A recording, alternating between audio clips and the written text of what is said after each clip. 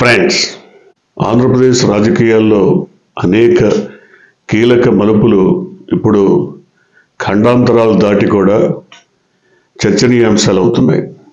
ముఖ్యంగా డిప్యూటీ ముఖ్యమంత్రి వ్యవహారం కూడా దీంట్లో ఒకటి. నారా లోకేష్ని డిప్యూటీ ముఖ్యమంత్రిగా చేయాలన్నది, ఉప ముఖ్యమంత్రిగా చేయాలన్నది తెలుగుదేశం వర్గాల అభిమతం, అభిప్రాయం, ఆకాంక్ష. అయితే తెలుగుదేశం వర్గాల ఆకాంక్షను పక్కన పెడితే జనసేన గత వారం రోజులుగా చేస్తున్నటువంటి ప్రకటనలు, అది ట్విట్టర్లో కానీ మరొకటి కానీ లేదా యూట్యూబ్లో కానీ వాళ్ళు చేస్తున్న ప్రకటనలన్నీ కూడా చాలా తీవ్రమైనటువంటి వాదోపవాదాలకు, చర్చలకు దారితీస్తున్నాయి. అందులో చాలా పరుషమైన భాష కూడా వినియోగిస్తున్నారు, అటు జనసేన అభిమానులు కానీ, ఇటు టీడీపీ అభిమానులు కానీ. అయితే టీడీపీ మాత్రం నిన్న ఒక వార్నింగ్ వాళ్ళ కేడర్కి ఇచ్చింది, మీరెవరూ మాట్లాడద్దు, ఏం చేయాలో మీరు చేస్తామని. కానీ ఈలోగానే దావోస్ పర్యటనకు వెళ్ళినటువంటి, ముఖ్యమంత్రి వెంట పర్యటనకు వెళ్ళిన పరిశ్రమల శాఖ మంత్రి టీజీ భరత్ మాత్రం అక్కడ ముఖ్యమంత్రి సమక్షంలోనే మాట్లాడారు. ఆయన ఏం మాట్లాడారు? ఎవరికి ఇష్టమున్నా లేకపోయినా నారా లోకేష్ కాబోయే ముఖ్యమంత్రి, ఇప్పుడు డిప్యూటీ సీఎం అవుతారు అని చెప్పేశారు. అంతేకాకుండా దాదాపు 175 మంది ఎమ్మెల్యేల్లో స్టాన్ఫోర్డ్లో చదువుకున్నటువంటి మరి విద్యాధికుడు ఎవరూ లేరు కాబట్టి, ఆయన చాలా గొప్పవాడు, విద్యా అధికుడు కాబట్టి ఆయనకి సమర్థత అవన్నీ ఉన్నాయి పుష్కలంగా, కాబట్టి ఆయనకి ఇవ్వాలి. ఇది టీజీ భరత్ దావోస్లో మాట్లాడినటువంటి మాట. అంటే ఇక్కడ కూడా మాజీ మంత్రులు కానీ, లేదా మాజీ ఎమ్మెల్యేలు కానీ, లేదా ముఖ్య నాయకులు కానీ, టీడీపీకి సంబంధించిన వాళ్ళందరూ కూడా ఇదే రకమైనటువంటి అభిప్రాయాన్ని గత వారం రోజులుగా వ్యక్తం చేశారు. దీని మీద జనసేన తీవ్రంగానే స్పందించింది. చాలా తీవ్రమైనటువంటి ఘాటు వ్యాఖ్యలు కూడా పరస్పరం మరి ఎదుర్కోవాల్సిన పరిస్థితి వచ్చింది.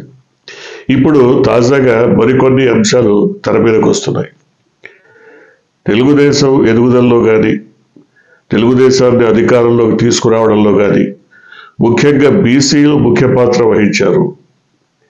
అట్లాగే తాజా ఎన్నికలకు సంబంధించి ఎస్సీలు, ఎస్టీలు కూడా కీలక పాత్ర వహించి ఆ పార్టీ గెలుపు కోసం కృషి చేశారు, గెలిపించారు. కాబట్టి డిప్యూటీ ముఖ్యమంత్రి, ఉప ముఖ్యమంత్రి స్థానానికి ఆ వర్గాల్లో ఎవరూ తగిన వాళ్ళు లేరా? ఎందుకంటే సామాజిక న్యాయం విషయంలో గతంలో జగన్మోహన్ రెడ్డి 5 ఉప ముఖ్యమంత్రులకు స్థానం కల్పించారు. బీసీ, ఎస్టీ, ఎస్సీ, మైనారిటీ అందరికీ సమాన ప్రాతినిధ్యం కల్పించారు. మరి ఇప్పుడు కొన్ని అంశాలు చూస్తే ప్రజల్లో రకరకాల అభిప్రాయాలు రేకెత్తుతున్నాయి. ముఖ్యంగా డిప్యూటీ ముఖ్యమంత్రిగా కొనసాగుతున్నటువంటి పవన్ కళ్యాణ్ ఆయన సోదరుడికి కూడా మంత్రివర్గంలో స్థానం ఇప్పించుకోవాలనుకుంటున్నారు. అంటే ఒక పక్క డిప్యూటీ ముఖ్యమంత్రి, ఆయన సోదరుడు, మరో మంత్రి కందుల దుర్గేష్, వీళ్ళు ముగ్గురు కాపు సామాజిక వర్గం. మరి తెనాలి ఎమ్మెల్యే నాదెళ్ల మనోహర్ కమ్మ సామాజిక వర్గం.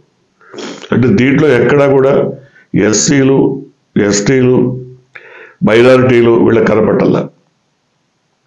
ఎంతసేపటికి తమ కుటుంబం, తమ సామాజిక వర్గమే కనపడుతుంది. మరోపక్క తెలుగుదేశంలో కూడా బీసీలు, ఎస్సీలు, ఎస్టీలు, మైనారిటీలు వీళ్ళందరూ కూడా ఆ మేరకు డిప్యూటీ ముఖ్యమంత్రి కాగలిగిన స్థాయి కలవాళ్ళు ఎవరు లేరా? ఉండరా? లేకపోయినా వాళ్ళకి అవకాశం కల్పించవచ్చు కదా. వాళ్ళకి పదోన్నతి కల్పించి, అవకాశం కల్పించి వాళ్ళకు ఒక స్థాయి ఇవ్వచ్చు కదా, గుర్తింపు ఇవ్వచ్చు కదా, పాలన బాధ్యతలు వాళ్ళకి అప్పగించవచ్చు కదా, పాలనలో భాగస్వామ్యం వాళ్ళకి కల్పించవచ్చు కదా, ఎందుకు చేయలేకపోతున్నారు? ఇది ఇప్పుడు చర్చనీయాంశంగా మారినది. ఎందుకంటే డిప్యూటీ ముఖ్యమంత్రి అంశాన్ని కేవలం నారా లోకేష్కో లేదా పవన్ కళ్యాణ్కో సంబంధించిన అంశంగా మిగతా వర్గాలు చూడలేదు. ఇక్కడ రాష్ట్రంలో ఇప్పటికే కులాల పరంగా మతాల పరంగా ఒక విభజన రేఖలు కనబడుతున్నటువంటి పరిస్థితి. ఈ స్థితిలో తమకు ఎక్కడా ప్రాధాన్యం ఇవ్వక, ప్రాధాన్యం దక్కక కొన్ని వర్గాలు చాలా వెనుకబడిపోతున్నామన్న ఒక అభద్రతా భావంలో కనబడుతున్నటువంటి పరిస్థితి. ముఖ్యంగా బీసీ, ఎస్టీ, ఎస్సీ మైనార్టీలు వారి ప్రాతినిధ్యం కావాలి, మరి పాలనలో అధికారంలో మాకు భాగస్వామ్యం కావాలి. ఎందుకంటే దామాషా ప్రకారం ప్రజల్లో ఈ వర్గాలకు ఉన్నటువంటి జనాభా దామాషా ప్రకారం మాకెందుకు ప్రాతినిధ్యం ఇవ్వరు, వాళ్ళు అడుగుతున్న మాట అదే. కానీ ఆ మేరకు ఎక్కడ వాళ్ళకి ప్రాతినిధ్యం ఇస్తామన్న హామీ మాత్రం దొరకట్లేదు. జగన్మోహన్ రెడ్డి హయాంలో ఇచ్చారు. అంటే డిప్యూటీ సీఎం లేదా ఉప ముఖ్యమంత్రి అనేది కేవలం ప్రోటోకాల్కి సంబంధించిన అంశమే తప్ప వేరే అదనంగా ఆయనకు వచ్చే హక్కులు, రాజ్యాంగ విధులు ఏమి ఉండవు. ఓన్లీ నేమ్ సేక్ చెప్పుకోవడానికి మనకు వచ్చేది. అయినప్పటికీ దాన్ని కల్పించడానికి ఎందుకంత బాధ? బడుగు బలహీన వర్గాలకు మరి ఆ మేరకన్నా కనీసం డిప్యూటీ సీఎం హోదా ఇస్తే పోయేదేంటి అనేది ఒక వాదన. ఇవన్నీ ఒక పక్కన ఉంటే ముఖ్యంగా కాపు సామాజిక వర్గం మాత్రం ఎక్కడ రాజీ పడదలుచుకోవటం లేదు. ఎందుకంటే ఇంతకాలం అధికారానికి ఒక అడుగు దూరంలోనే వాళ్ళు ఉండిపోయారు. కానీ ఇప్పుడు చేజిక్కించుకునే అవకాశం వచ్చినప్పుడు కనీసం దాన్ని సద్వినియోగం చేసుకోవాలి. తాము గట్టిగా పోరాడితే తప్ప తమకు ఆ మేరకు ప్రాతినిధ్యం లభించదు అన్న అభిప్రాయం కాపు సామాజిక వర్గంలో కనబడుతుంది. వాళ్ళందరూ కూడా ఏకాభిప్రాయంతో ముక్తకంఠంతో చెప్తున్నది ఒకటే, తమకు 21 సీట్లే ఉండొచ్చు, లేదా తమ ప్రాతినిధ్యం తక్కువ ఉండొచ్చు, కానీ తమకెక్కడా కూడా సరైనటువంటి అవకాశాలు ఇవ్వకుండా, ప్రాతినిధ్యం ఇవ్వకుండా, ఒకవేళ చిన్నచూపు చూస్తే మాత్రం ప్రభుత్వం కూలిపోయే పరిస్థితి వస్తుందన్న దాకా కూడా కొన్ని కామెంట్స్ వెళ్ళాయి. అయితే వీటన్నిటినీ గమనిస్తున్నటువంటి తెలుగుదేశం అధినేత మదిలో ఏముంది, మనసులో ఏముంది, ఇది కీలకాంశం. ఈ మొత్తం వ్యవహారాన్ని చూసిన తర్వాత ఆయన ఒక కీలకమైన నిర్ణయం తీసుకోబోతున్నారు. తెలుగుదేశం ఇంకొక 4-5 నెలల తర్వాత ఖచ్చితంగా జనసేన పార్టీని నిలువుగా చీల్చే అవకాశం కనబడుతోంది.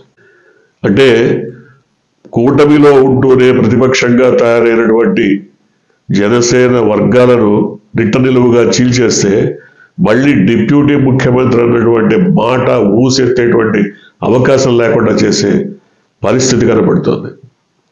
ముఖ్యంగా ఇప్పటికే ఉన్న 21 మందిలో దాదాపు 10-11 మంది తెలుగుదేశం నుంచి వచ్చిన వాళ్ళే. తెలుగుదేశంలో అవకాశాలు రాక ఇక్కడ అకామిడేట్ చేసినటువంటి వాళ్ళు. కాబట్టి వాళ్ళందరూ కూడా మళ్ళీ తెలుగుదేశం వైపు వెళ్ళిపోతే కేవలం పట్టుమని 10 మంది కూడా లేనటువంటి జనసేన పార్టీ ముఖ్యమంత్రి లేదా డిప్యూటీ ముఖ్యమంత్రి అని కోరికలు కోరేటువంటి అవకాశమే ఉండదు. ఈ మేరకు కూడా ప్రణాళిక రచన జరుగుతోందన్న వార్తలు ఇవాళ ముఖాలుగా వస్తున్నటువంటి ఈ హోరాహోరీ వార్తాంశాల పోరాటంలోనే కనబడుతోంది. ఈ పరస్పరం ప్రచ్ఛన్న యుద్ధం సాగుతోంది. వీళ్ళొక వార్త, వాళ్ళొక వార్త, వీళ్ళొక అంశం, వాళ్ళొక అంశం, పరస్పరం హోరాహోరీగా జరుగుతున్నటువంటి వీటిలో ఈ అంశం కూడా చాలా కీలకంగా కనబడింది వాళ్ళ. ఎందుకంటే నిలువుగా జనసేనను గనక చీల్చే విషయంలో చంద్రబాబుకు ఉన్నటువంటి ప్రతిభా పాఠవాలు ప్రపంచానికి తెలియంది కాదు. ఎంతో పటిష్టంగా ఉన్నటువంటి వైసీపీని నిట్ట నిలువుగా చీల్చేసినటువంటి ఘన చరిత్ర నిన్న మొన్నటిదాకా ప్రజలందరికీ తెలుసు. సో ఇవాళకి కూడా ఆయనకు రాజ్యసభ సీట్లు కావాలన్నా, మరొకటి కావాలన్నా, ఎమ్మెల్సీలు కావాలన్నా పార్టీని చీలుస్తున్నటువంటి పరిస్థితి అందరికీ తెలుసు. కుటుంబాలనే నిట్టలుగా చీల్చినటువంటి చరిత్ర. కాబట్టి ఖచ్చితంగా జనసేన చీలిక తప్పదా? ఎందుకంటే రాజకీయాల్లో తనకు ఎదురొచ్చే వాళ్ళని తొక్కేస్తూ పోతే తప్ప నిలబడలేమన్నటువంటి విషయం చంద్రబాబుకి తెలిసినంతగా మిగతా నాయకులు ఎవరికి తెలియదు. సో ఆయన ఎదురొచ్చిన ప్రతి వాళ్ళని, అడ్డొచ్చిన ప్రతి శక్తిని అడగదొక్కుతూ పాతాళానికి తొక్కేస్తూ పోవడమే ఆయన రాజకీయ చాణక్యం. ఇది అందరికీ తెలుసు. కాబట్టి ఇప్పుడు పవన్ కళ్యాణ్ రూపంలో జనసేన తలెత్తి ప్రశ్నించే పరిస్థితి వస్తే, లేదా నిర్ణయాల్లో కీలక పాత్ర భూమిక పోషించాలనే అభిప్రాయానికి కనుక వస్తే ఖచ్చితంగా తొక్కేయటం ఖాయం. అది ఏ మేరకు తొక్కుతారు, ఎంత పాతాళానికి తొక్కేస్తారు, ఎప్పుడు జరగబోతోందన్నది ఇదమిద్ధంగా చెప్పలేకపోయినా ఇవాళ ఇరు వర్గాలు బాహాబాహి మాట్లాడుకుంటున్నటువంటి అనేక రకాల అంశాల్లో మాత్రం ఇది కీలకంగా బయటపడుతున్నటువంటి అంశం. ఖచ్చితంగా జనసేనను నిట్టనిలువుగా చీల్చేస్తే, చీలిక కనుక జరిగితే ఇక మళ్ళీ జనసేన ఉనికి లేకుండా పోయేటువంటి పరిస్థితి. ఎందుకంటే జనసేనలో ఎవరైతే ఇవాళ గెలిచున్నారో వాళ్ళలో సగం మందికి పైగా తెలుగుదేశం వాళ్ళే. సో ఖచ్చితంగా తెలుగుదేశం వాళ్ళంతా ఏ క్షణాన దూకమన్నా వెనక్కి వచ్చేసేటువంటి పరిస్థితి. కాబట్టి అధికారం కోసం వరులు చేస్తున్నటువంటి జనసేన తనదైన శైలిలో ప్రత్యామ్నాయ మార్గాలు వెతుక్కోవడం తప్ప వేరే గత్యంతరం లేదు. ఇవన్నీ కూడా కొంతమంది చెప్తున్నారు. నిజంగా నిజమైనటువంటి జనసేన వాళ్ళెవరూ కూడా ఇంత ఆవేశపట్టలేదు, ఉద్రేకపట్టలేదు. వైసీపీ జనసేన ముసుగులో ఈ రకంగా ప్రేరేపిస్తోందని మీరు కట్టడి చేయొచ్చు.